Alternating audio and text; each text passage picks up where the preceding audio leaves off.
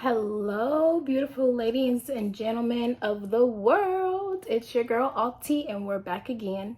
Back again with another video. So today's video is going to be things I wish I knew before breastfeeding. We are going to be talking about 8 things. So let's hop right into this video. So thing 1, it hurts. Breastfeeding hurts so bad when you first start, y'all. Like, I did not know if I could do it. But you do have to get used to it. Like, it's just something that over time your body adapts to. Like, our body is wonderful. Like, God really provided us with everything that we need to succeed, especially like with being a mom. So your nipples do harden up over time, and nipple cream helps a lot. I used organic nipple cream. If I can find the one that I used, I'll insert a picture up here.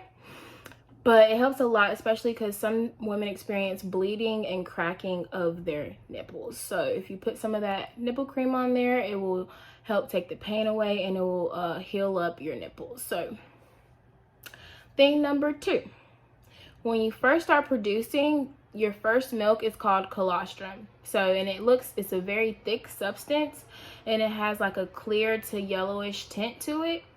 So it's a nutrient-rich fluid produced by women immediately after birth. And also, some women begin producing while they're pregnant. I began producing a little bit of colostrum while I was pregnant. I leaked a little bit. So colostrum is loaded with immune growth and tissue repair factors. And when you first start, you only produce a little bit because your baby's stomach is literally like this big. Like in the hospital, they had like little diagrams that showed your baby's stomach over time, and it's so teeny tiny. You only produce a little bit, so don't get freaked out or worried thinking that you're not producing enough, because you are. I promise. Hold in there, mama, you got it. Number 3, because of our hormones, your armpits may stink. I experienced this hard, y'all, and it was terrible. Like, we would just be sitting chilling, me, the baby, my boyfriend, just sitting down chilling, and I'll be like, what does that smell like? Do you need to take a shower? And it was me. It was me, y'all. I was the smell. And I like looked it up, and I'm like, I take a shower, I put on deodorant, and like in a couple hours I can stink. Like, that's not usually how my body works. So I looked it up, and it told me that because of our hormones, our armpits produce an odor that lets our baby know where the food is. So the smell just helps your baby find the source of food. It's their body's natural response. So don't freak out, mama. Just multiple showers, a great deodorant. And if y'all know a great deodorant, let me know. Multiple showers just work for me. A great deodorant, reapplication of deodorant.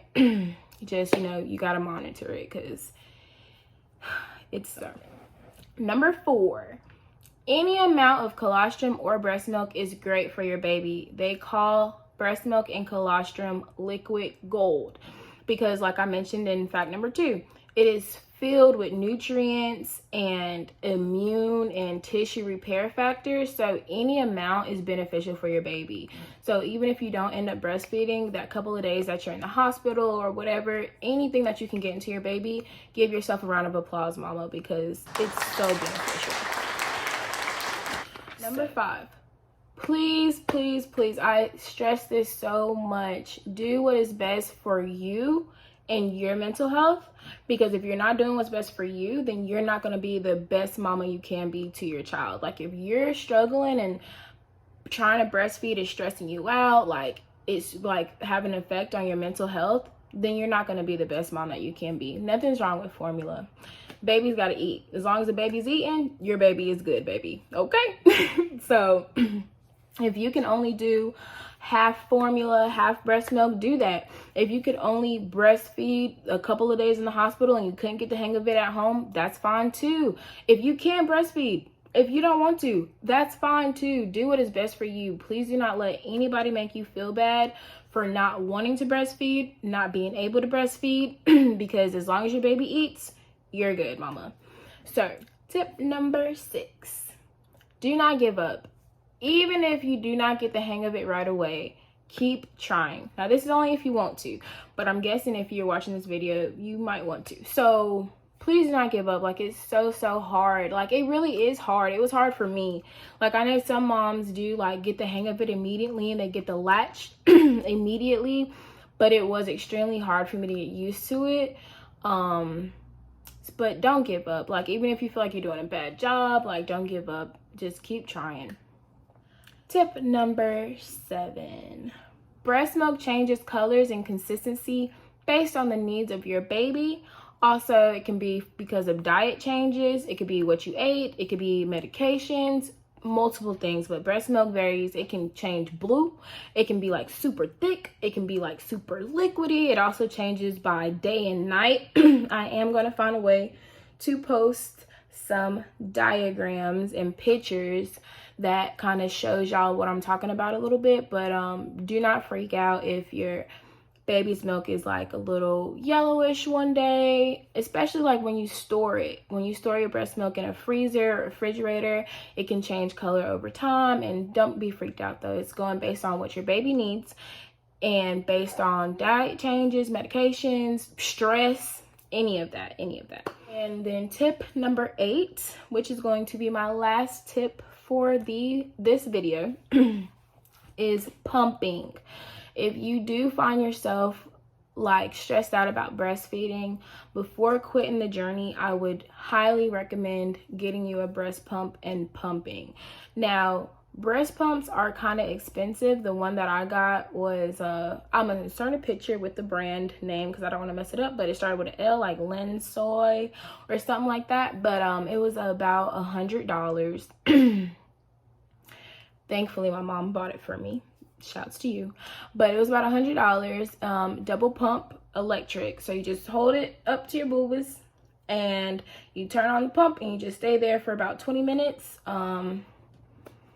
every 2 to 3 hours, and it pumps out the milk. So like if you struggle with your baby latching on, this is a great tool to use to still give your baby your breast milk. You can just pump it into a bottle and feed the bottle to them. Also, pumping is also great like when dads want to feel the connection with the baby and dads want to be able to have a chance to feed their baby. You can pump your milk into a bottle, hand it over to dad. You know, get yourself a couple of minutes of free time, girl, a peace of mind. We all need it. And then a couple more benefits about pumping is if you find yourself like you feel like you're not producing enough and you want to produce more, pumping can definitely help stimulate your breast to make you produce more breast milk, because the sucking action acts as if it's your baby latched onto you. So the more that you breastfeed, the more that you pump, the more you produce. So that is also a great tool.